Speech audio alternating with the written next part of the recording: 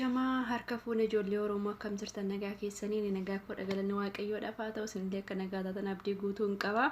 Egaati warri haaraa gara chaanaalii kiyyaa dhuftan anaa dhufu jedheen simadhee isiniin jira. Warri jalqaba turtan immoo iyyuu nageenya waaqayyo bakka jirtanitti dachaa dirribii ta'e isiniif haa baay'atuun isiniin jedha. Egaati arallee viidiyoo tokko qabaddeetiin dhufee jiranis maadha yoo jettanii maaksii fuula keenya akkamitti hojjechuu dandeenya kan jedhudha. Fuulli keenya akka bareedee nuuf turudha yookiin immoo yokkota wantoota inni adda addaa irratti yaane isa tokkoffaa immoo yeroo ho'aa waan ta'eef dafqatu jira. Dafqasan immoo saamunaan dhiqachuu qofti gahaadha jedhanii yaadu. Saamunaan an oguu dhiqanne saamunaan wanta nurraa baasu nutti fakkaata malee akkasumatti qaama keenya irratti tafa jechuudha wantoonni ija keenya nutti mul'anne. Kanaaf isa sana akkamitti ofirraa kaasuu dandeenya, akkamitti qodaan keenya akka nutsuu ta'u gochuu dandeenya yookiin qodaan keenya akkamitti akka qulqullaa'u gochuu dandeenya kan jedhudha.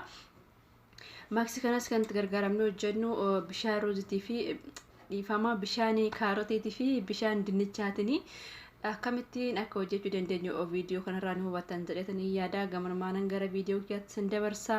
Warri yuutuubii kee sabskiraayibin godhin sabskiraayib godhaatiin jajjabeessan sinin jedha. Warroonni jalqaba turtanillee viidiyoo kiyya daawwachuudhaan akkasuma immoo yoo irraa hubattanii jiraattan laayik gochuudhaan yoo isinitti tolee si fayyadee jiraatan immoo hiriyoota keessaniif sheerii godha akka irraa baratan godhaan sinin jedha. Egaati gamarmaanan gara viidiyoo kiyyaatti sin dabarsaa turtan keessa.